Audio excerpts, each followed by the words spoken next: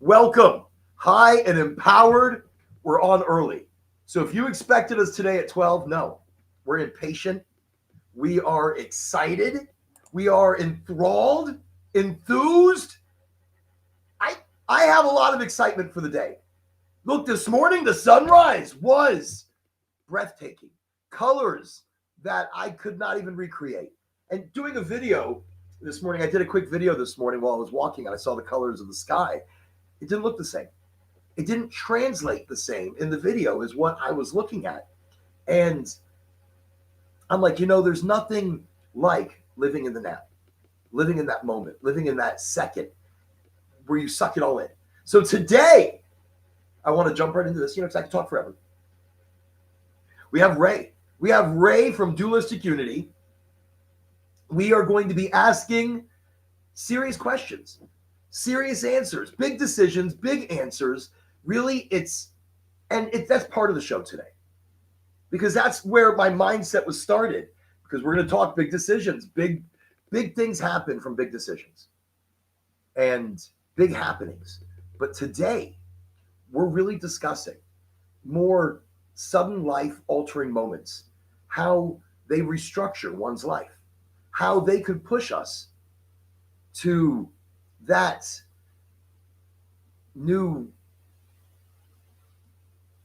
wavelength of thinking, into that new perspective of being. Is it that pushes us? And this stems from a conversation last week with our guest last week, and kind of what pushed her into this, what happened that was so life altering, that made you come out to your parents and made you, change your direction in life and go from corporate law to, and this is our guest last week, but, go into this more artistic realm of self-expression and openness with everybody. I mean, so a whole new authenticity. Wild. So today we have Ray. And we're not going to go easy. Ray, say hey, Ray. Hey, glad to be here. I'll admit that I'm super baked, and I'm glad to be here and chatting with you. But it's interesting, something that you were saying there about big choices. My life has changed in such a profound way in the last half of my life, and I'm going to be 45 there in a couple months, and so it's not like I've not been around for a while. But there was a period of my life that was very different than what it is now. Like if I were to see people from my teenage years, and I know because I have now, they don't recognize me. And I don't mean just physically, but they don't actually recognize me as a person. I remember I sat down with with an old friend from high school about 10 years ago. And I was about, a good 12, 13 years along the journey that I'm on now. And we met and had dinner over casino buffet. I remember he was like, "Oh, let's get together. We'll sit down, shoot the shit." And so we started shooting the shit. And within about 20 minutes, he's like, "You are Ray, right? Like you did go to such and such high school. Like you are the same guy." And I'm like, "Yeah." He's like, "You do not seem like the same guy." And it's just because all of a sudden I was free, like in a number of ways. But it wasn't through large changes so much as the large changes were started by small changes, like little decisions here and there between taking the path that everybody assumes is the secure path, doing what you should do versus doing what you feel is a reflection of you and the changes that you're going through. Just one decision after another, right? Like it wasn't just me deciding to go off into the rainforest for 8 months to get away from everything and discover myself that really shifted my life. That was the result of little shifts along the way that eventually just drove me mad in the city that I was living in, because I was looking at all of my needs. I was looking at all of my tendencies towards control, manipulation, towards trying to validate myself. And then I was seeing it everywhere in everyone. And so all of a sudden, all of these little changes, all these little shifts in perspective came to a head. And I was forced to make a choice between changing in the way that I knew I was changing, or following the path that everybody else dictated as the right path to follow. And so here I am, 20 some odd years into this now. I'm a single dad, recently out of a relationship that lasted a couple of decades. Right. I'm starting, Dualistic Unity. right? We've been at it for over 2.5 years now, and it's caution to the wind with that, because every decision we make in Dualistic Unity is to go for the impression of the message, the authenticity that it comes from, how genuine it is, as opposed to whether or not it's going to make us a profit or yield us a bigger audience.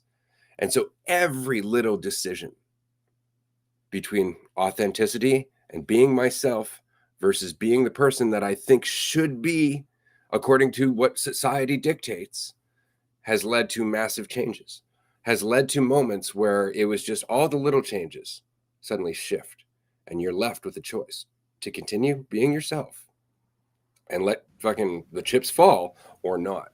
So Did those that's where I little am now. choices, those little decisions, did those affect your personal life? I mean, did that bring your personal? I mean, when I say that, because when you say it's all those little things that drove me to the jungle, all those little things, it wasn't one. You you like that? Look, it didn't drive me crazy. No, it drove me to the jungle, swinging with a loincloth from tree to tree, screaming my new animal call. That's what it is, though. You are shedding the skin of who you were when the people in school couldn't recognize you, and they sit down next to you and they look at your face and they go, okay, I know who you are, but are you Ray? I mean, what happened to Ray inside? So through the evolution of us in life, the older we get, and you know, you're getting older, I'm getting older. I don't like to talk about how old I am. But in that, we do get wiser, but not all of us. So if I sat down with half the people I went to high school with, they're going to look at me and be like, who are you? What happened to Oren? I mean, Oren was like Spicoli kicking open the van doors, and he's like, hey, I mean, yes, that's who, but I wasn't him. I was a creative artist. I was an explorer, but nobody knew that. Nobody saw that. I did that after high school, after college. Those people would never recognize who I am now. They would hear the words coming out of my mouth, and again, they'd question, am I talking to the right guy? What happened to him? Like Invasion of the Body Snatchers. So for you, it was all these small things that hit you. Now, what are these small things that are hitting you? Because I mean, I say that, let's identify some of the things that bring us to that point of life changing. I say that because look, it can happen immediately. For me, it happened immediately. If I go back 11, 12, 13 years ago, office job, great position as an international freight forwarder, but was it? I mean, I worked for my dad. It was cushy. It's cushy when you work for, even though you put up with a different type of insult, you put up with a different type of ridicule, you're never really appreciated. You are, but you're not, because, your family. It's nepotism. You didn't really earn it.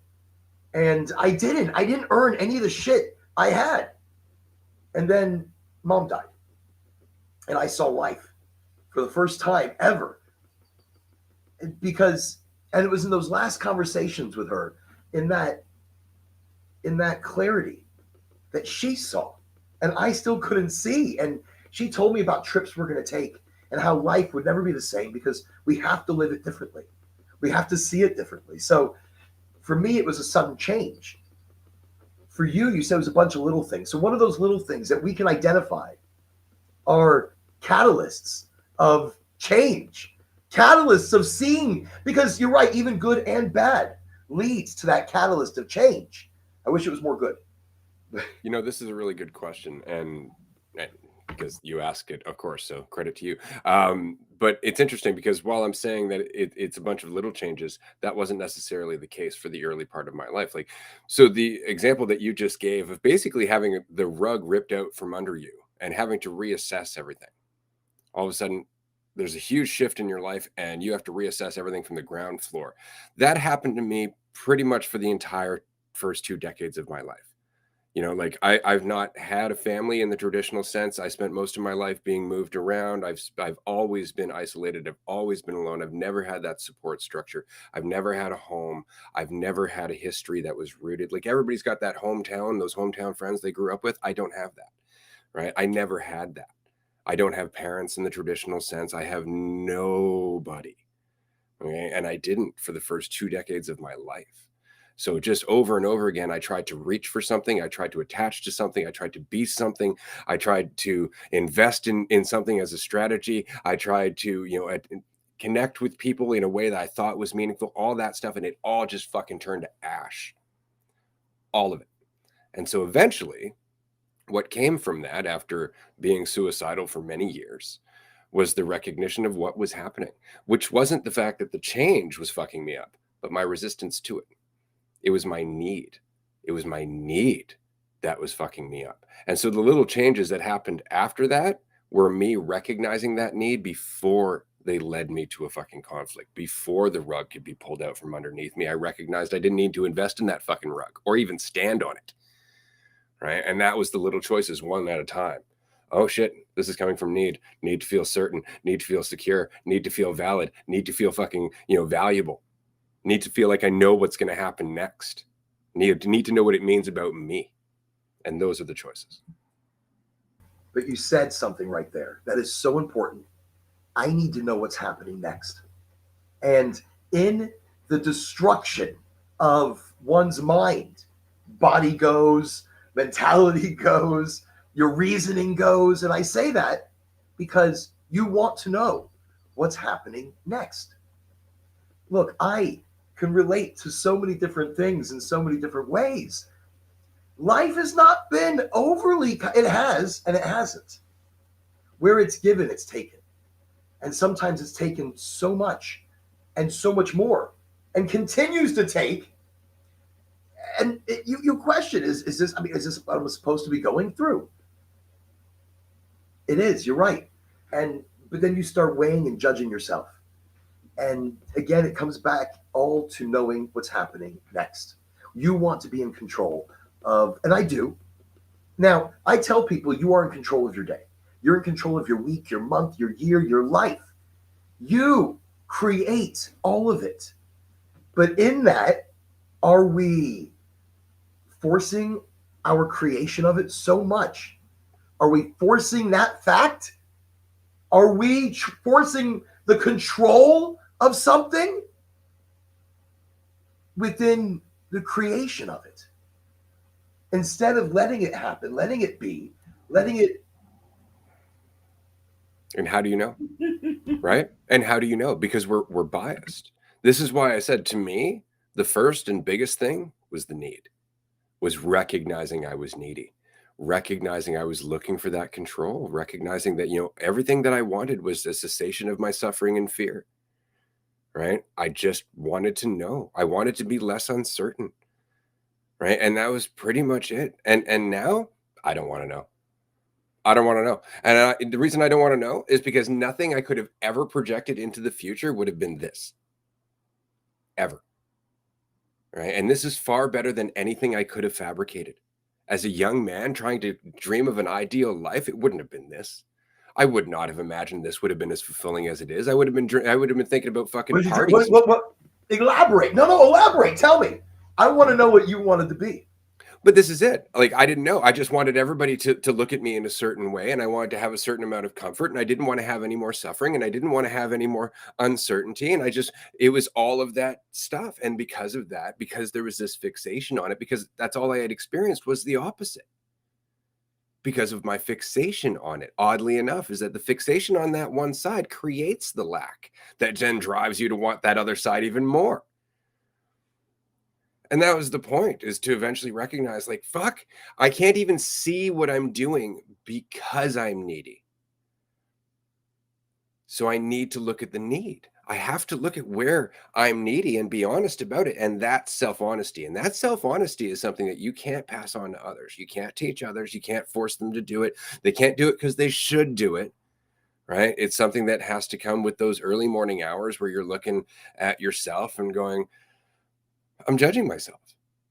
I'm trying to be something else. I'm trying to be what I think other people want me to be. And actually just recognizing, like, all of that's needless. It doesn't actually make you any more than what you are. Right? It just takes away from your life and your ability to express yourself, as you were saying you like to do earlier. Yeah, I do. I mean, it's one of my personalities that like to express himself. Look, is it you coping, or any of us, not just you? I'm not saying Ray. Is it you that's no. What I say is that I see a lot of what you say is what we want to say or need to say, but we don't know how to say it. You word it very well.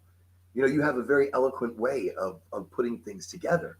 And after 20 years of dumpster fires, sure. Right? Like, you're hearing me now after again, it's kind of like, and I know we've talked about this story about, this rich guy goes and he hires this renowned painter, and he says, I want you to paint me a portrait. And the painter says, sure, no problem. And they sit down for an afternoon. The painter looks at him and says, all right, stand right there. And he fucking does his thing. Boom, boom, boom, boom, boom, boom, boom, boom, boom. 2 hours later, the fucking painting is drying, and the rich guy's like, oh my God, that's amazing. How much do I owe you? And he's like, $20,000. He's like, but it took you 2 hours. He's like, no, it took me my whole life. Right? And that's very much what you're hearing. Is I've just thrown a lot of fucking paint at the wall. A lot.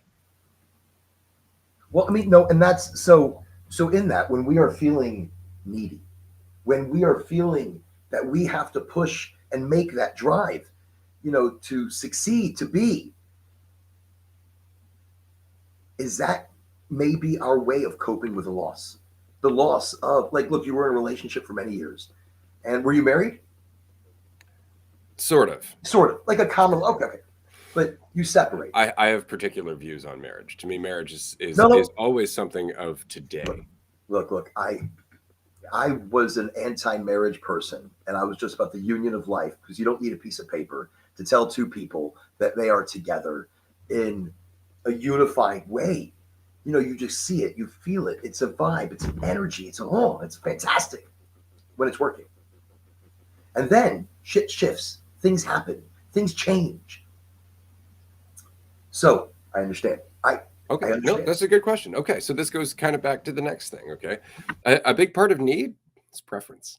We may not like it, but preferences are also kind of part of the trap that we paint ourselves into, right? Like, I would prefer that the relationship that I was in didn't go in the direction that it did, right? Well, why?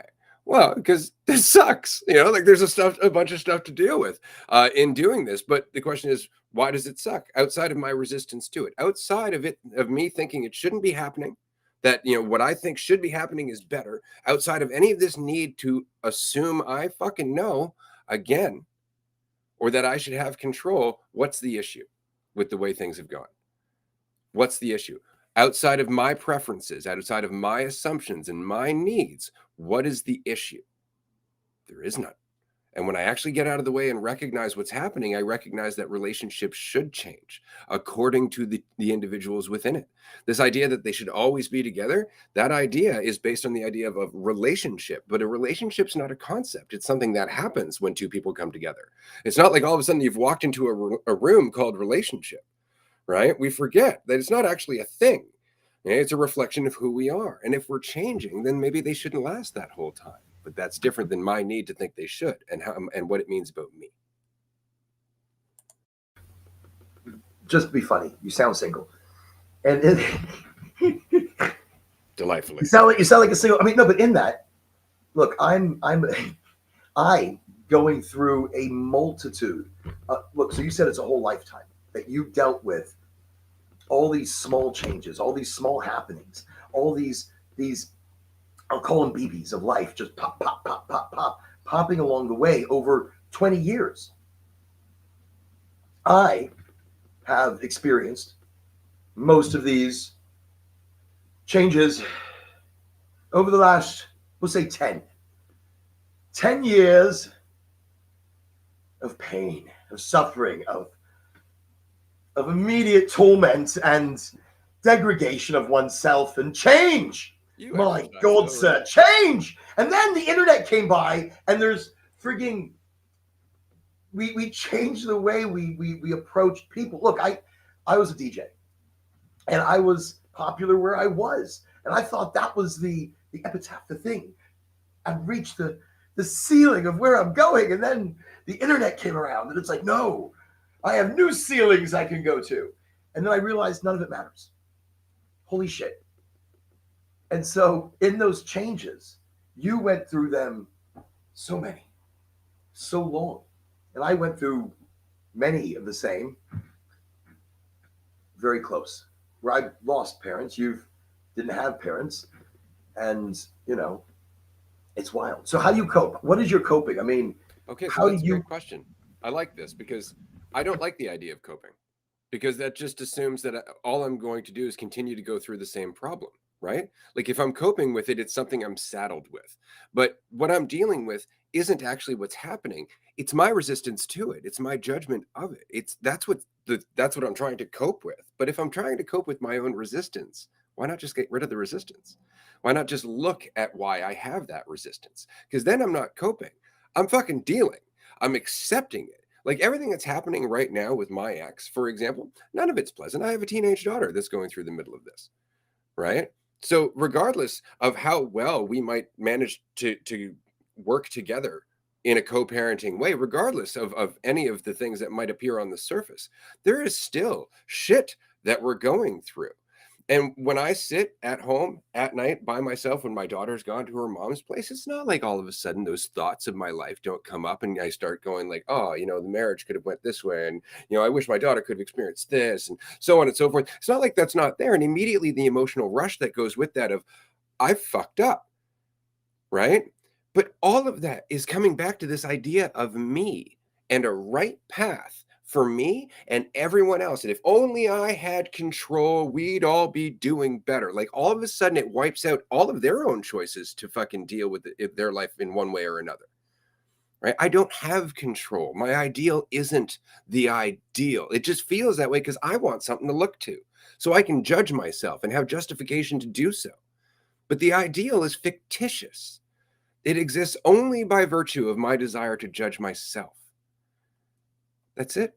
Is that in the restructuring of you?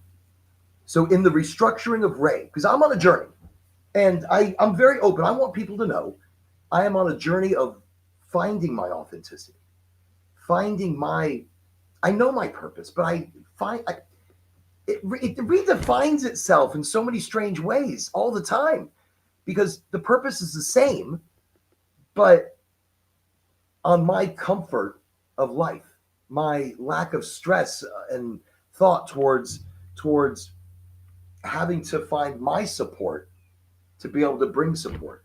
So anyways, I'm on a journey. In yours, how has that? I want to go back to that for a second. Hold up. Straight up. I want to ask you a question because this was the loop I found myself in forever. And I was saying this to you earlier. The first half of my life, as that rug kept getting pulled out from under me, I kept looking for what you're talking about. That authentic self, that purpose, that idea of, this is what I'm supposed to be doing. I was trying to find that new me. I was trying to restructure Ray.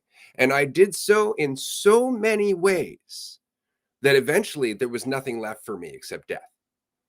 Okay? Because the investment in that Ray, in that idea, is the hell I'm going through. So there is no restructuring of Ray. There is a dissolution of Ray. I treat the fiction of Ray like a whisper. It's so unimportant. Like the idea of me has nothing to do with who I am whatsoever. But it is certainly what overlays my life. When I hold on to the idea of me, all of a sudden it's like I'm wearing a VR helmet that superimposes my reality. All of a sudden I'm experiencing nothing but my own thoughts and judgment rather than the moment I'm in. Right? And that all comes from the fiction of Ray because I have nothing else to defend. All of my thoughts about judgment, all of my thoughts of where I should go, all of my thoughts about whether I have value or not is all revolving around this fictional Ray. All of it. But I am not that fictional Ray. I was never actually Ray. We're not born with a name. See, that's the funniest part. Like, we're not actually born with any kind of label whatsoever. We take that shit on. You're not actually your name. There is no stagnant thing called Oren, right? Oren has been a different thing every moment of your life. But it's just like in math, how we have a variable name, X equals this, right? We get so lost in the variable name that we forget the value is always changing. We're like, I'm X, and X equals a big fucking question. But for those who are able to see it, look, so many don't see it. Right there, what you're talking about, you're right. There is so much more than just that name. There's so much more. But the main populace never see the you. That's unimportant to me. You don't see it. But most that's of your life you never see. So that's in that. That's so those. But People don't choose to grow from those BBs of life, those moments, emotional torture that life becomes. They don't choose to grow from that or choose to see beyond where they are, who they Does are. that mean they're not changing?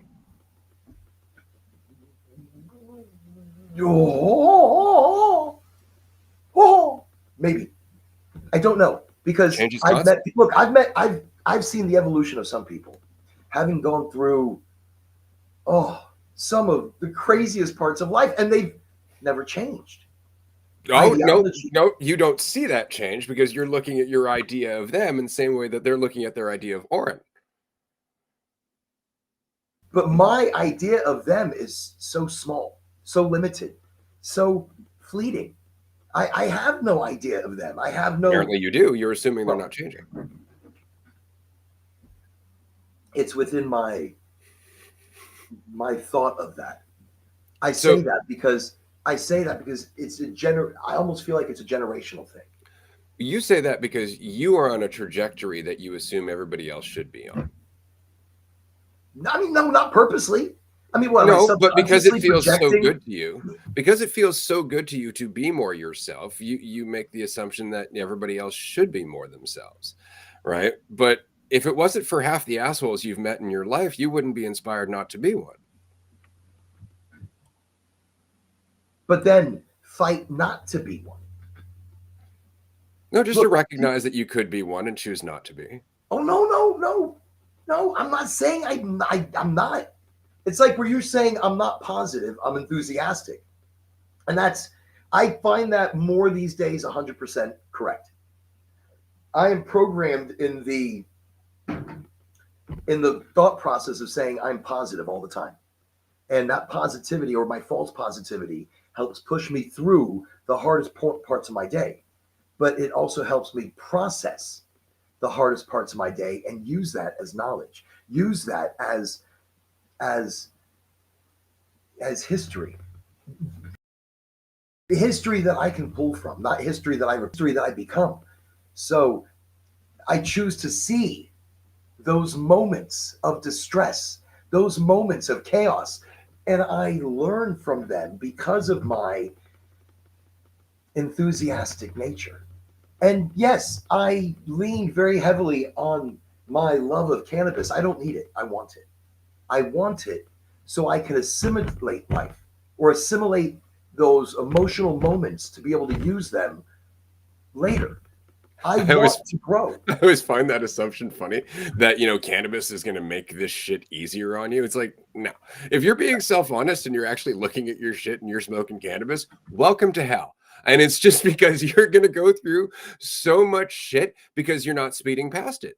Right. So, yeah, no, I don't think that's anything to work against your argument by any means. You're like, I love the cannabis. I'm like, no, I love it. I'm just saying. Well, I'm just saying I love it, but I love the opportunity it gives me. When I say that, I've gone through the same situation. I'm not going to say exactly that situation, but it was a very gut-wrenching, holy shit, life-changing family situation that twice has hit me, and it's been like, holy shit. And once, very mellowed out, so I can really take it in. And then once, so not mellowed out, so not assisted. And the emotional damage one gave me as opposed to the other. I mean, they both damaged me, but I was able to process one. The other, I did end up processing it, of course, very quickly thereafter. Did you ever read any Rumi? No. There's a great quote by Rumi that the wound is where the light enters you. The wound is where the light enters you. Yes. So what you consider to be damage, I would look at as lessons. I would look at those as opportunities to shed that outer layer of who you think Aaron is. So that's where I use that to help empower others. I don't want others to have to go through maybe what I've gone through. I disagree. I disagree entirely. And it's just because you're talking about enthusiasm. Are you enthusiastic about suffering? Because it is informing you. This idea that people aren't changing, for example, is entirely contradictory to everything that you've ever experienced in your life. Like, there was a period in your life where you worked for your dad, as you said, right? And if somebody outside of you had looked at you, right, and just saw you doing the same thing in the same way from your comfortable position, right, with the life that you knew and the comfortable routine you had, they would have assumed you weren't changing. But all of a sudden, the rug pulls out from under you, and all of the things that you weren't aware that you learned came right to a head. All of the things that you had been thinking about in the background but weren't acting on because life was convenient and comfortable. You didn't take in until all of a sudden life wasn't comfortable. And then all of those background thoughts, all of those, maybe I should be out on my own. Maybe I shouldn't be working for my dad. Maybe I'm being a little limited here. All of those background thoughts and doubts that you'd been thinking in the wee hours of the night for years, all of a sudden were available to you. So it's not that people aren't changing necessarily. It's that context gives us opportunity. And so a lot of people, they try to stick to the same path. And that's what often, limits them, because they want to hold on to this idea that yesterday is the same as today. They want to hold on to this idea that they are the same person that they have been the whole time. That doesn't stop change, but it does make them fixated on something that makes it look like they're not changing. They're always changing. So in that, with all that's hit you, you embrace change. Even though I don't, and I saw it where somebody says, "Oh, I've changed." It's a laughable thing. You're right. Because if you're like, "Oh, I've changed, I've become somebody," no, but you've already been that somebody. You didn't see it. You didn't, but then you said it. Context. Look, you are your own hell. You are your own restrictor of life.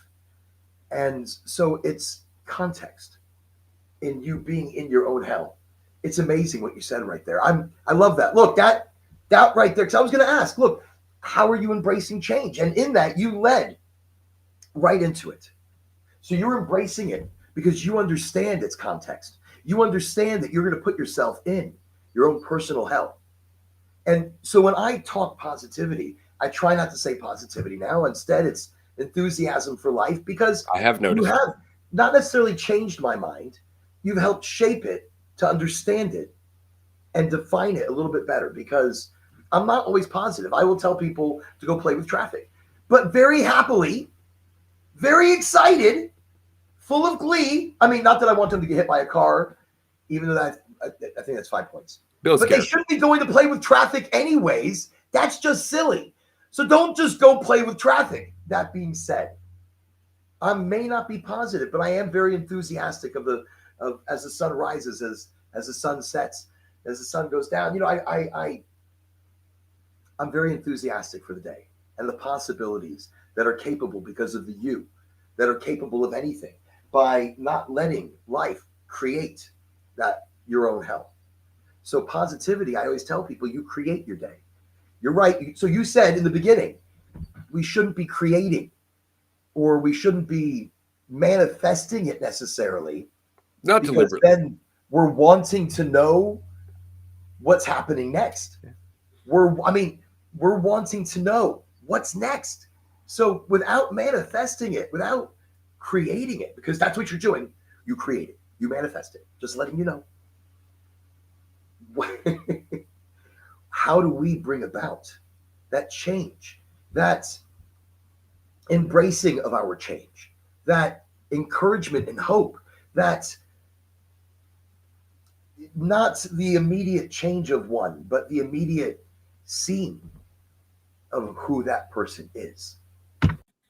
I'm glad you brought up manifestation, because this has been one of my biggest beefs for the longest time. And it's just because I was around when The Secret came out and the law of attraction really started becoming a thing. And it's a wonderful hook. Like, it's a great way to make sales, because you're telling people you can have whatever you want. And obviously what you want is going to make you happy, right? And so I always found it kind of funny, because people assume right now I'm manifesting, now I'm not, right? If I'm thinking about it, now I'm manifesting. And I've always found that really fascinating, because manifestation is not something that you do. It's something that you are. It's kind of like what you were saying earlier. It's like, I'm changing. No, you're change. You are the process of change, right? And this is always going to be the point. And there is no disconnect between you and everything else. So the world changes with you. Right? This is not something that you have to go out there and try to do. But when you manifest from moment to moment, when you manifest your day, it helps remember that you're manifesting yourself, that you're manifesting what you embody, which means that if you're trying to manifest a certain outcome, you're embodying lack. Right? When you're trying to manifest a certain end result that's going to be the ideal according to you, you are judging everything that's happening otherwise. And you are creating a sense of lack and another sense of need, rather than just having faith in what you are and allowing it to unfold. Right? Which is what we haven't done this whole time. But this goes back to something that you and I were talking about early. And it's the reason that you started using the word enthusiasm. Ever tell you why I love the word enthusiasm?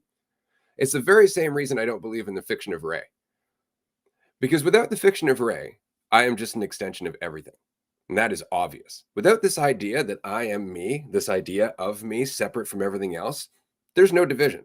There's only a conceptual division. There's no actual division. I've been influenced by everything that's ever hit me, every person I've ever talked to, and vice versa. So where's the line between me and them? So if everything is connected and there really is no Ray, then everything is one. And that's usually the idea of God, right? Well, enthusiasm actually comes from the root en and theos, which means to be possessed by God. So when you're being enthusiastic and not being the fiction of you, you are being the awareness of reality. You're being the will of the whole. You're being change embodied. And it's just having faith in that and letting it But by unfold. doing that, by knowing that, are you not creating? Just interjecting that. I am expression. See, we are always creating, if you want to look at it that way, no matter what we're doing, right? We're always creating the next moment, the next moment, the next moment, the next moment. But it's in understanding that. It's not trying to create something specifically, because that comes from a place of lack. What we're creating now is another trajectory, another path to happiness, rather than the acceptance of where we are. And where we are is where we're trying to get to, that feeling of being free of the fucking path to be more. Is that not what we're trying to get to? Is that not the end of the path where we can just be our authentic self?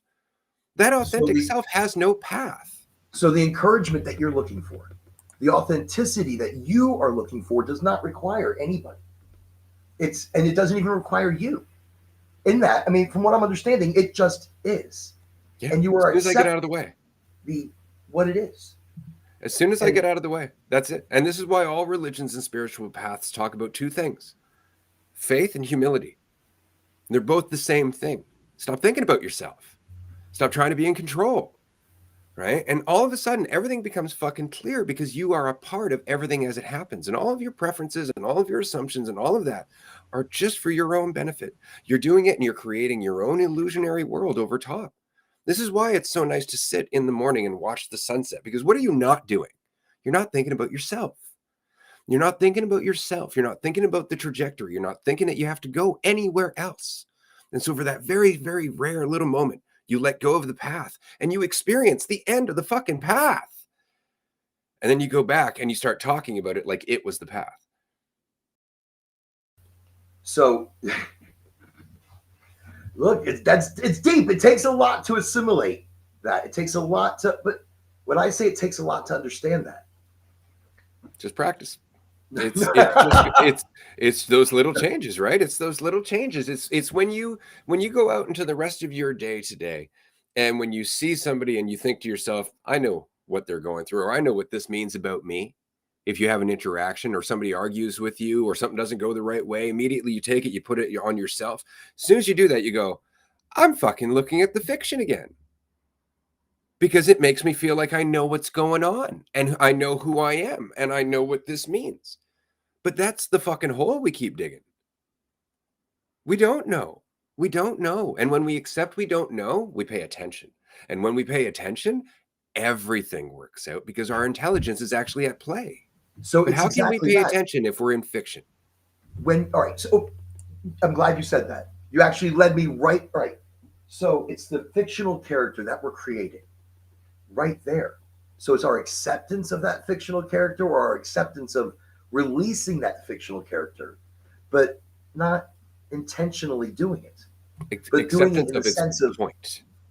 Acceptance of its point, of why we created it. Everybody wants to kill the ego. That's the big thing in spiritual. Is that enough? I mean, is that enough for us to be able to go to that next level of thinking? Because in that, I said, what life change makes us see? How are we embracing it? What life changes? You said it's 20 years of life changes, 30 years of life changes. Me, it's It's been my whole life, but it's been sudden. But even that doesn't push me to that total point of being able to see beyond myself, of me being able to drop the me. And it's always now. Like that, it's only ever going to happen now. And the whole point is like, everybody wants to get to this point where it's like, now I can let myself go. You just held on to that self in trying to let it go, right? The whole point is just be where you are. Just be where you are. and Let that's go the of this. journey of authenticity. But because I'm on a journey, I am embracing and creating it and manifesting it. Is that because in that I'm also positively setting my life. I'm changing my mindset. I'm not judging myself anymore. Well, you're not seeing yourself as separate from everything as much, right? Like, because you're not thinking about yourself as much. I'm not. It's not about me. I have to separate myself entirely from the situation. If ever you get a chance, and I'm going to throw the QR code for this up on the screen. I made a video back in, I think it was 2018, 2017. Funny story behind that. I was doing web design and marketing for somebody, and I ended up getting a licensed subscription for just unlimited stock footage and stock audio. And so I was just like, well, this is kind of fun. I had a green screen and whatnot. And so I decided I was going to make this 5-part series called Discover Transcendence. And it's basically about 3 things that your brain does that if you're not aware that it does that, it just fucks you over. Like you're just going to get lost in it. Like if you don't know your brain's doing these 3 things, it's very difficult to maintain clarity. But one of the things I was talking about in that is the necessity of ego, the necessity of the idea of you. And it's because Jane Levenger, who was a developmental psychologist in the 50s, developed what's called the stages of ego development. You can find this online. I encourage you to go and check it out. And basically what she's talking about is how the idea of us is formed over time from infancy onward, and that it is a necessary part of us growing up in the world because it's what allows us to feel a certain degree of security and a certain degree of control when we're so young and so small that without that sense of security and control, we would be in constant state of trauma. Right? Because when you're young, you can't defend yourself. You can't feed yourself. You don't know how to talk. You don't know how to interact with the world. You have no skills whatsoever. You are definitively fucking helpless. And so the only defense you have is to try and adapt to everybody else. And they're all dealing with an idea of themselves. So you form an idea of yourself, and then you learn from your parents. And your parents teach you a little bit about who to be. Right? Because now you fit with them. Now you've integrated with the family unit in a good way because you talk like they do and you act like they do and all that. And then you go to a school where maybe people are a little different, but not too different. And so now you identify with a larger group, forming a new idea of yourself. Maybe you join a religion. Now there's a strict set of rules for who you should be and how you should act, and everybody follows them. And that's very secure and comfortable too. But those are all early stages of ego development. We're talking about ego development into your teenage years when the idea of you is so fucking like intense that everything's the end of the world, right? But as we get older, Levenger goes on to say, it's the disillusion of that attachment to the ego that allows us to connect with more people. Because if you are too connected to your idea of yourself, you judge everybody who doesn't agree with it. You are disconnected from everybody who is too different because you are still identifying with your norms, with your rules, with your language, with your environment. And so it's the questioning of the idea of yourself that allows you to integrate with more and more and more of reality. And that's stage 5 of ego development. And that's where Levenger says, this is where adults are actually adults. But our society lingers in stage 3 and 4. Now, the funniest part about all this is that there's fucking 10 stages. There's 10 stages of ego development. We're just talking about number 5, like it's the fucking epitome. And it's just the beginning. It's just I think I've jumped around a few of them. I'll be honest. I don't think I went like from 1, 2, 3, 4, 5 up to 10. My ego, look, and this for me is probably the most real part of what we're talking about here, because when I talk about life changes, it doesn't, I'm not changing. Big decisions, big changes. Well, they're not big changes. I'm seeing it in a different way that I translate as big. And so in that though, it's how I develop, and it's how I become, and it's who I become, and it's who I start to see once again. So that's when I say it's a journey. It's not so much an intentional journey. It's not so much a created journey. I'm not hiking and stating that that's the actual journey I'm on and the path that I'm taking is the path that I'm on. No, that path creates itself somewhere outside of my control, somewhere outside of my magical mindset. And that's so when, by the way, that's ego. But that's not just ego, that's me. When you said, I said I jumped from 1 to 10, I went to 10. I was born at 10. Oh my God. When I said that, I had to rebirth my ego. So to drop my ego, to drop myself, to drop that thought process, who am I at that point? Who you've always been. Ego developed. See, you're who you've always been. That's the funniest part about this is the whole time you've been you with this idea that you should be something else. And that's the only thing that's blocked you from seeing that you've always been your authentic self is the idea that you're not. Right? And that's what twists our actions. That's what fucks us up is this idea that I have to do anything at all to be my authentic self, rather than the fact that I've always been that authentic self. I've always been the baby I came into the world as. I've always been reality. I just learned to put concepts over top of it, right? And I identified with those concepts, but with the recognition I'm not those concepts immediately starts to detach you from the emotional spectrum that goes with those concepts. Like the entire reason that I reached out to you and said, Oren, we'd love to work with you, man, is because I can recognize the little choices that are happening. You see the big ones because they make massive changes, but the little ones are manifested in every conversation that you have, right? The reason that you're willing to question positivity, for example, is the fact that you looked at it. It had nothing to do with me. I didn't convince you of shit, right? I didn't do anything. I can talk all fucking day. I know. Right? It doesn't mean anybody's going to take it in. You're the one who's like, yeah, okay, maybe that is something I got attached to. So the beginning of transcendence is the context, but the understanding of context and how that context is related, not through a forced manifestation or creation, but just it happens. It just flowed. I'm just saying. No, look, in that you're creating, in that you're manifesting, though, because when we had that first conversation, I'm already a person that's looking to find out who I am, what I am, why I am. What the hell am I fucking doing? Why am I doing it? And in that crazy search, I have learned to love who I am. I don't fear judgment because there is no judgment. I'm the only person judging. Nobody else is judging. And if you judge me, I don't give a shit because I don't know. I have no clue that you're judging me. And I have no care. So I make my decisions and live my life very differently because it's not, I'm not in the fear of being judged. I want others to find the love that I've found for myself. I had to love me. I went through a crash in relationship and I had to realize it wasn't about the relationship. It was about the individual. And I forgot who that person was. I was eating from the same plate for so long. I was drinking from the same glass. I was thinking from the same well. And so that change for me was a slow deterioration of self.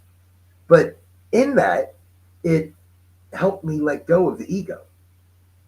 Because the ego was attached to that fictional character that we're creating. Sure. What I mean by beware is that one of the habits or one of the things that our brain does is it tries to create habits immediately. Like our brain is hardwired to create habits because it's trying to save energy and keep us alive. And so when we do something that's worked or we perceive to have worked for a very long time, the brain just keeps doing it, whether we recognize it or not, without attention. And so what I mean is that as much as having the rug pulled out from under you can threaten and even shake the ego that you were holding on to, that urge to go back to another conceptual self will continue to pop up. It's all that you and I have ever learned. Think about yourself. And the thing that you're thinking about is you. And as soon as we wipe out one, we want to build another. And all we're doing, again, is watching the slow degradation of that freedom over time. All of a sudden, we're back in the familiar. It's a different familiar, right? But the longer we're in it, the more it has the same fucking impact. And so this is why people often end up in what's called a spiritual ego, right? They abandon the ego that they were attached to, And then all of a sudden they find a new one that feels so much more empowering, so much better, but dooms them just as much. How does that affect you in how you deal with life now? Deal with corporate life, business life, transactions at the gas station? And I say that because that's a very poignant question. I could not deal with some of the same corporate structure that I once had, because then am I letting go of ego, or am I temporarily holding on to this ego? And then outside of that structure, immediately letting go, unzipping out of that shell, and jumping back into my temporal transcendent state. And then at 9 o'clock in the morning, or 7 o'clock in the morning, 6 o'clock in the morning, actually, 5:30, because I'm traffic. Just say 4:45, and I'm up. It's ridiculous. I don't think I sleep anymore.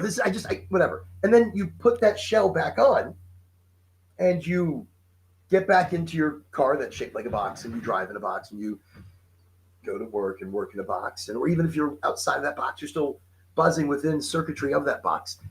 Then you get home and you take off that shell once again. So how being transcendent as you are all the time, how does that affect your, I guess, not interaction? You know what I mean? I do. You know the word I'm looking for that I can't find, which is great, because that's a good. I'll leave the transcendent comment alone for now, and we'll just get to the question. So you remember a period in your life where you were really focused on the idea of yourself. There was a certain way that you had to dress, a certain way that you had to talk. There was a certain way that you had to be perceived by others. There was an insecurity there. There was a fragility there. And there was a desire for a certain set of rules or an environment that made it fucking crystal clear what was the right way and what was the wrong way, so you could just do it and not have to worry about yourself anymore. And it's because there was this fear of being yourself. It's because of being not valuable, being judged by others, because you didn't have that sense of yourself to begin with. And so there was this level of again, fragility. So I lived in that place for a very long time. And it's the very place that I've recognized that I entrapped myself in, but it's a societal thing as well. Okay, so that's just point one. So when I'm talking to other people, I recognize they're fucking there. Like when somebody's judging me, they don't even see me. They're judging themselves. Any judgment they have is based on how they're looking at themselves. And the more they're judging, the more they're focused on themselves, not me. It has nothing to do with me, right? And it has everything to do with them looking for that sense of certainty, for that sense of control, for that sense of who they are, for that sense of, once again, rigidity and fragility. So have you ever been in a play? In a plant? A play, like acting. Have you ever a play? I thought for a moment. I mean, I'm not that high. He's like, have I ever been in a plant? I'm like, I don't know. I've dug myself into the dirt before. Have you ever done any acting in theater? Yes.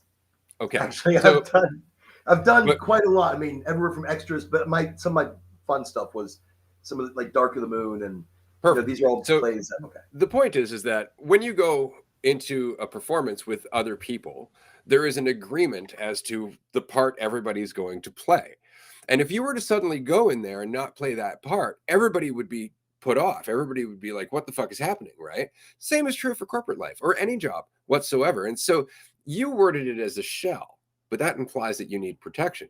I look at it as a way to keep them from breaking down. I'm doing this for their sake. I'm making it so that they don't feel fucking threatened by the fact that I don't give a fuck about their rules or need for security. So I will play the part as agreed to by everybody who's in that environment, right? Maybe push the edges a little bit, but with the understanding that everybody there is just as fragile as I was, right? And it's really important to recognize that. But it is, and it's so important that you just said that. I wanted to be an actor my whole life. I mean, younger life up to 30s, I suppose, maybe late 20s. Early 30s, whatever. And I tried in so many different ways, but it wasn't because I wanted to be somebody else. I didn't know who I was. I saw beautiful wonders of the world, and I didn't understand anything, and I didn't soak any of it in. And it's like, was I even there? What happened to me? Was I this different person? Why couldn't have I been enlightened, or at least more enlightened, and then see these things? Oh my God. But why then? But there was a reason. And there was a growth and a becoming and a... Question for you. How common do you think that experience is? And I really want you to ask yourself this, okay? Given everything I've said about the societal mentality and how we're raised in school, about how to judge ourselves and think about ourselves and fucking, live in this fictional world and all that, how many other people do you think go through exactly what you just discussed? That they go through a lifetime of stuff that they were never really paying attention to the degree that they are now. And then they look back and they're like, fuck, I feel like I missed all that. Would you be able to empathize with those people otherwise? Would you be able to go and get through that yourself so you could remind them that it doesn't diminish their life now at all if you hadn't gone through it yourself? There are paths that I cannot walk because my life did not afford me those opportunities. And so there are paths that I can't empathize with. You can, because you walk those paths. Everybody has a different lesson to learn and different people to empathize with based on the story that we go through. It's not that it had no purpose. It's not that it didn't work out the way it was supposed to. And it's not that you didn't take anything in. You did the best you could with what you knew. And that's always changing. Well, look, like now, and even living in the now and understanding the now, like for myself. Life is a 360, 380, 180. Holy shit, 80s from where it was even 2 years ago, 6 years ago. Oh wow. I mean, and anything in a positive direction, temporary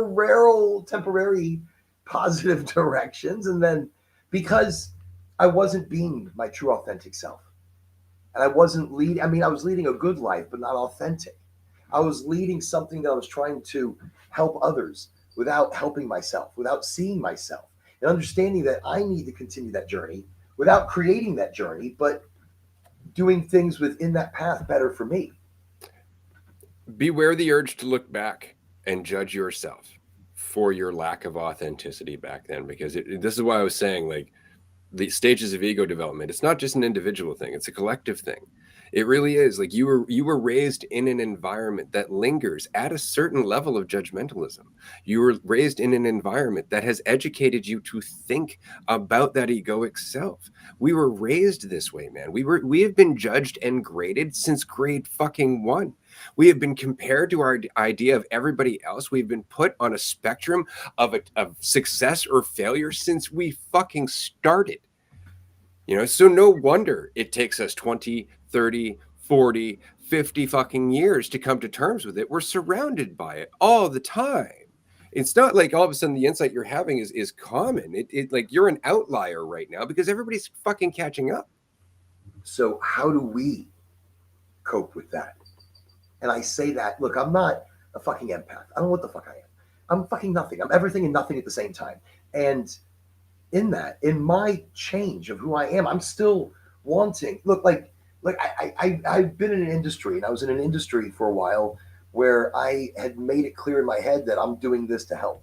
I'm doing this but I was getting a paycheck, and I get to help, and I get to reach new heights in a budding industry medically that can reach so many, because my silliness reaches people. Then they hear the medical facts behind it. My playful nature gets attention to something that doesn't always feel so playful. So I dedicated myself and created my ego as that. And then when the crashing of all of that came and ended, why was I still helping? Why am I still doing events? There was no bounce back to me.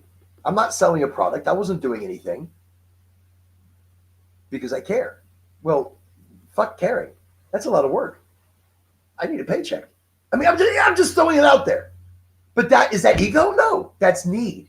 That's need of survival. But then I had to reestablish who I was. The ego of who I was still lingering. And I was still doing events. I'm still doing this. I'm still doing that. I'm doing something in like 2 weeks, a big party that we're going to be talking about here, which is actually really wild. So I'm hosting an event. There's speakers. There's religious people, there's non-religious people, there's oh yeah, no, it's gonna be electric, and I'm very excited. But in that, that's partial ego. That's but is it? It's not because I'm not doing it for a. I am doing it for a community, but it's not ego for that community because I don't give a shit what that community thinks about me. So, is that letting So go? Is that I being think, more well, are you doing it for them or are you doing it for you? the combination of Mm. things? I guess in combination because I say it's 50-50. I'm giving of myself to Yeah. this community to be like, hey, let's bring new light, But new why? education. But why? Outside of, because we already established it's not for the profit. So I mean, if you were just left to your own devices, you would start doing stuff like this. Well, why do you think that is? Other than that, it's an expression of who you are. It's an expression of who you are. You're a part of all this, man. When you get out of your own way, it's just kind of a natural impulse to get involved. Because you're not doing it for any reason other than the fact that you can, and because you Listen, can, that's the you're thing. You enjoying don't it. understand it sometimes. It just How? happens. Well, why It's wouldn't just you happening, understand and it that's except to make it part of your ego? so. Is that still letting go of ego? I mean, what, am I Just still? do it because Yeah, you can. obviously, I Yeah, haven't let go of my absolutely. ego because Well, you ego can. is still there. I'm still dealing with. You're always going to think of yourself. You're always going to have the potential to think of yourself. The only thing you can really do is let go of the attachment that the thing that you're thinking about is actually you. Oh, that was deep. No, no, no, no, no. Listen, talk more on that. That was deep. That right there, the you that you're thinking of is you. So Well, it's not that not. temporal shift that you have to go into for work and that Yeah. work you or that relationship you. Because look, that's big. You said you got out of a huge relationship. You had to realize who you were, I imagine, outside of that relationship. How did you cope with that? I It's the mean, recognition I was was that part of never the the person I transcendence saw of myself you? as. Like I've never been the person I've saw myself as. And so here's the question: like your idea of air is not the air that you breathe, right? It's a perception. It's a concept. It's just Everything an that we idea. touch and we see is not actually as it is. So And if why we would you understood assume what that it, your description of yourself is any more real? okay. So being more in touch with that, you're able to easily let go of that, realizing that Yes. you don't have to be a part of it. You know how much that would have helped me in relationships when I was a teenager or shit in high school or I don't have to be a part of it. No. I'm letting go. And wait. Just letting it happen. Fuck you. So no, Yeah. I mean, and I Just say be that you, because man. that's almost That's the it. feeling. But in life, we still have to deal with things. So how I mean, I wish it was look, I wish it was as easy as saying letting Oh, it's go. not easy, but it is simple. It's simple. Simple, not easy. Right. And it's like, how do we deal with life now? Just with that in mind. Like when somebody comes up to you and they're like, hey, we're selling the house that you live in and you have to move in 2 months. This is something that recently happened to me after the end of my relationship. So I'm left with my daughter, and all of a sudden, the owner of the house that we're renting says, we're selling it to somebody else. You got 2 months to move. By the way, it's right at Christmas. Best of luck. Right. Well, all of a sudden, all of the thoughts in my head are just clamoring. Why me? I don't deserve this. Fucking assholes. Blah blah blah. All that stuff. And immediately, I'm like, right, but none of that's true. Like, but none of that's true. That's all just me wanting to think about myself and comparing myself to them and making assumptions about them and their intentions and doing that whole thing so I can just feel like I know what the fuck is happening instead of just going, well, I guess I'm moving. And then just doing that. And then just doing that. And that's all it is so much of what we go through day to day. And if you watch for it, you'll notice it's based on the idea of you, that this means something about you, that this person is deliberately making it personal. It's about you instead of being about them. So much of our hell is this idea that it means something about this fiction. And so it's just going through it one moment at a time. There is no magic understanding that's going to take you from black to white. You are not going to go from taking yourself seriously to not taking yourself seriously if you just understand one concept at all. But you can do it one lesson at a time. one moment at a time. So this is why it's important to get out of your comfort zone, because if you do the same thing day in and day out, sure, you're going to have some triggers. You're going to see moments where you're taking yourself seriously. I'm going to let that go. Sure. Okay. I'm good. I'm good. And you're starting to feel like you're enlightened. You're taking yourself too seriously. All of a sudden the fucking floor drops out from under you. Everything's new. And all of your triggers come back up. Why? Because you never actually got to deal with them. You were still in the same environment. The uncertainty wasn't there. That's the point. And this is why context. Right? But it's the moment to moment stuff. If you watch, and you have to watch, your hell comes from making it about you. Your hell comes from taking it personally rather than just letting it be what it is without your preference or judgment. And it's just doing that. Taking it personally. So when you say taking it personally, because if you're letting it go, you're not taking it so personally.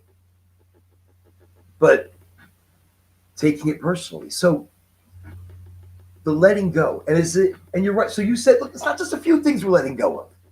It's everything we're letting go of. To let go of everything is a lifestyle. To let go of everything because sometimes it doesn't afford for things. And that's a big beat. Wow. See, the door's open. It just right here. And I let go right there. I let go of myself. I may have peed just a little bit. No, I'm joking. But I let go. I let go of myself in that situation, and it's all right. He'll get comfortable somewhere in here. That'll be fine. He'll just live here. It's fine. They're fine. They're fine. They're honey. They're good people. It's good timing. So, just be. And so in life, now do you just let go of everything? Everything? Or do you have moments where you're dealing with things that they're unletable? I don't know where I was going with that, but we're going to let that happen. It was there. It's out. It's out there now. So there's no taking it back.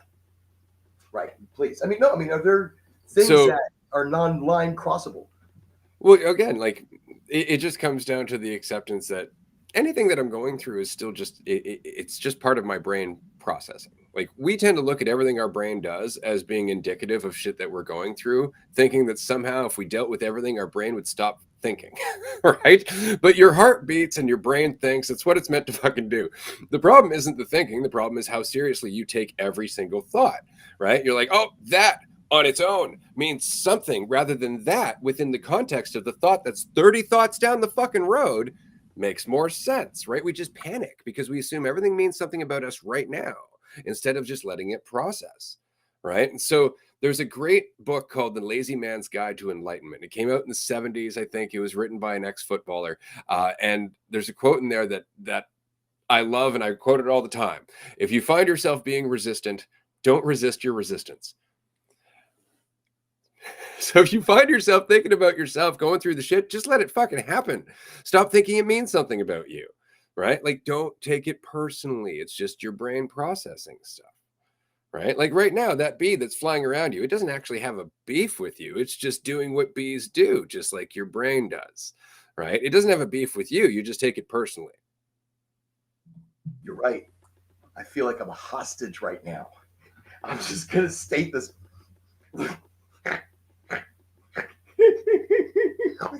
He's behind me. I can hear zzz, you're hearing. I had the microphone off. If I had it on just a second ago, you'd be like, holy shit, he's close. He's close. And he's huge. He's not like a regular bee. He's a big bee. He's an extra big bee. I know there's like extra different sized bees. Here in Florida, I don't know what the fuck happened to them. Like some nuclear. And then at the door, it's like he's got friends. It's a fucking hornet. And he's guarding the door. And he's like, keep walking, people. Shut the hell up. Just go, go, go, go, go. We're doing something in here. They're doing something in here. They're scouting shit. Okay. I don't even know what I was talking about. I went down a path with the bee. That is okay. If I could though, before we wrap up, I just want to say that there's something that I say a lot to everyone, and it's going to take on a lot of different meanings as you go along, but and I mean this sincerely, just keep it light.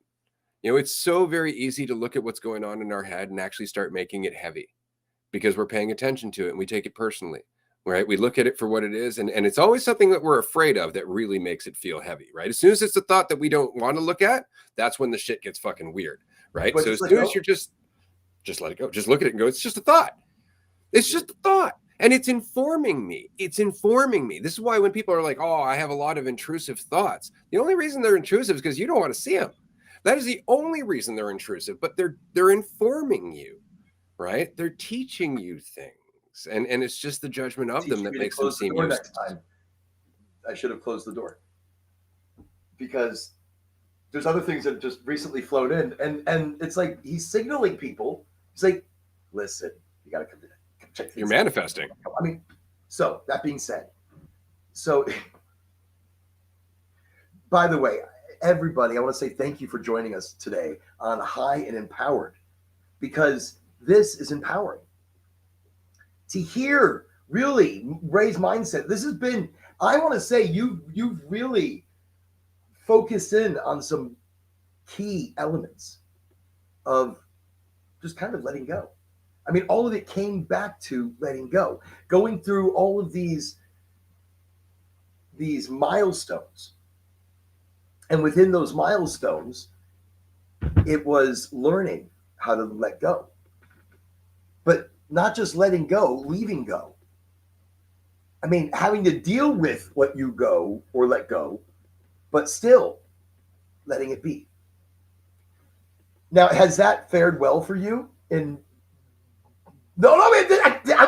I'll be honest with you right now. Like, regardless of all the changes that I've talked about in my life, regardless of all the uncertainty and so on and so forth, and this is what I meant earlier. Like, my life is so entirely different.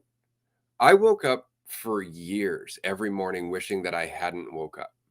I used to walk to work every day thinking about ways to kill myself. I used to live in a constant state of hell and self-loathing. There was nothing for me, and there never would be, because I was attached to that story. And now I wake up every day refreshed, excited, enthusiastic, and that has nothing to do with things going right in that day.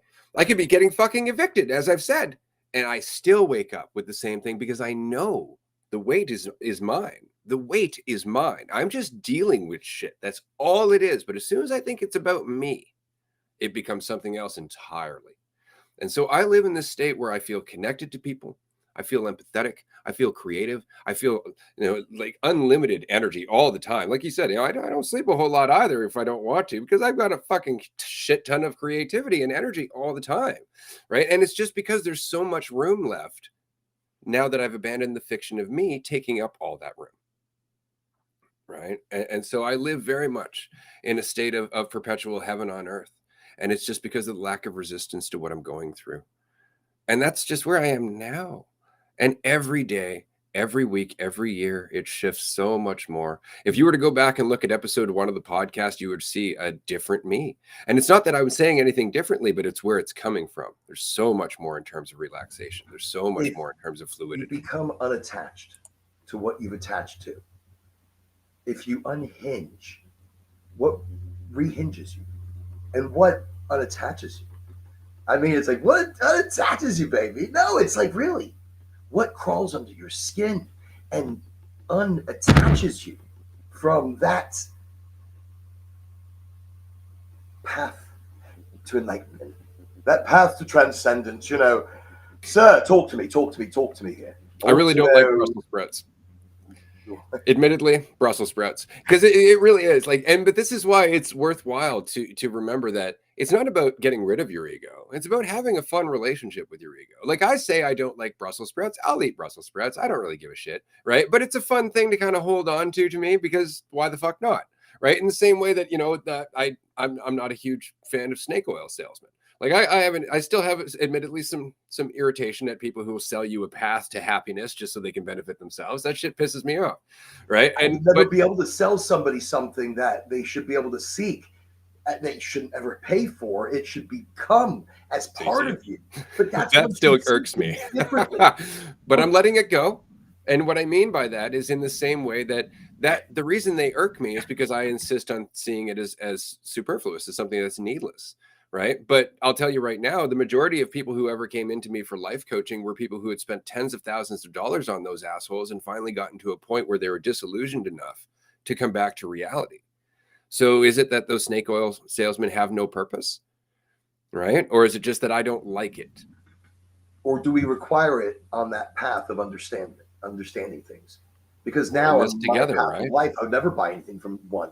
I mean, I see the want, and it's like, oh yes, but then I'm like, wait, do I want? It says I want it, but is that something I need? And in that need of wanting it as a need, and no, it's too much work. I'm not even going to go down that path. You have a great day. Bye. And he's like, but why didn't you get it? Because it's too much. Money? No. Efforts. They're like, but it's making your life easy. Not now. Now I've thought about it too much. I'm going to think about it. I'm not going to use it. I'm going to waste my money. Or whatever. Now, see, look what I've done. So that's, instead of going down that path of thinking, I just say, forget it. I'm done. But going back to your question, I'll be a bit more serious this time. Yeah, I mean, so right now I'm at a point where I have, quote unquote friends. I have people in my life who care about me and have a perception of me that had nothing to do with me trying to orchestrate that perception. It has nothing to do with me trying to get them to like me. It has nothing to do with me being anything. And so all of the stuff that came from my younger life comes to the surface. And it's so funny because it's almost easier for me to deal with negative judgments than deal with somebody telling me that I have value. Right. And it's just because those triggers are fucking way back. Right. And so when somebody says like, you're a really good person, or thank you so much for being in my life, my brain goes, oh, whatever. Like it just slides right off. Right. And it's because I start going back into the idea of me that is so old.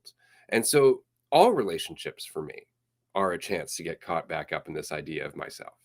All relationships, all moments, and the closer the moment, the more intimate the relationship, the more vulnerable the interaction, the more so that's the case, right? But it's being willing to go through it. That said, I think Oren's getting a dive bombing here, and we should probably wrap up this episode so he can survive. No, that is a great way to bring an episode to a close, the beat. And the future and the future endeavors that I will be having with this beat, that has decided to come much closer. So much so that I pointed at him a moment ago. But that's the thing. That's the path that you've taken. So these things, and I just want to mention it, Brussels sprouts are lovely and they can be lovely. It's the context of which you put these Brussels sprouts in. I mean, don't put baby in a corner. Don't put baby in a corner. Look, Brussels sprouts, it's like what's whispering. You need to attach yourself onto them and don't make them your own hell. Change the context of where you put them. And not just Brussels sprouts. In that change of who you are and what pulls you out, is it almost an immediate, I'm good, I'm back? It pulls me out just a little bit. It's like, I need to count to 10. No, I'm not going to count to 10. I'm transcendent. Fuck 10. It'll take as long as it fucking takes. But to be honest with you, yeah, it goes pretty quick now. The end of my relationship, it took me, and I can tell you right now, it took me an afternoon. It took me an afternoon to just go through everything I thought it meant about me and my life and all of that. It was everything in the emotional spectrum. I'm like, it took me an afternoon. That afternoon was fucking hell. Like it was absolute fucking hell. But it was the non-resistance to it. Like I remember at one point it felt so fucking heavy. It felt so fucking dark, man, that I just laid down on the floor. And as I'm laying on the floor, watching all these thoughts around me and just going through me, it dawned on me that all of them had an underlying fucking tone. They all had the same underlying message.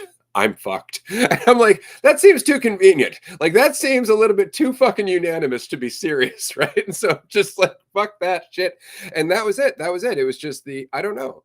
I don't know what this means. I don't know what's best for everybody. I don't know what I should be. All I know is that my life is changing according to what I'm become, according to what I am. Because as you said, we're manifesting. Not that we're manifesting life. We are a manifestation of life. It's one and the same. They're connected. The observer and the observed are one and the same. A great way to end this then. So do you feel it's pre-written? That we are yet actors on a pre-written stage through the multiverse. Maybe not within that realm of thinking, but whatever. Is a great question. Here's the best answer I can give you in the short period of time that we have. Imagine that every script that could be written of your story has been, and at every moment you get to choose which one you follow. Within your own dimension. According to what mindset you're in. Are, whatever. I don't According even know to what what to you call are. it. But people, this is it. This is high and empowered. Every day is your day. Let it attach yourself to the day that you want to create without creating it, but attaching yourself in that direction. I'm loving it. Empower yourself. You, listen, you are the important one, but the you that's attached to you and all of you and all the different yous that are there in those worlds that must exist sometimes. Well, I empower all of them, and you empower yourself, empower all of them. It's a chain reaction. It's wildly energetic. So if you feel like a pulse somewhere, it was meant to happen. Attach yourself to where you want it to go.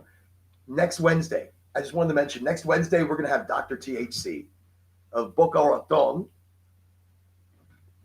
Is going to be fantastic. This was fantastic. Every conversation, every moment, whatever it is in the now will never be lived again like it is right now. We have it. This is it. I'm even with the bee and the moment with the bee and this experience with the bee and I think that bee feels slightly empowered. And awesome. See, it's an energetic flow. Yes. That's what I love. That's the point of all of this. Be empowered. Be powerful. Know your power. Know your journey without creating it. But learning attachment. I have attachment issues. So we'll talk about that at another time. Thank you, everybody, for being here. Thank you for man. And I mean that, Oren. Thank you. You know, I really appreciate the opportunity to chat with you today. And I appreciate you being the host of High and Empowered. This is something that we've definitely been looking forward to, is just how much you're settling into it. And you are. Like, you can tell that you're settling into the podcast gig. You're really having a good time, and you're making it your own.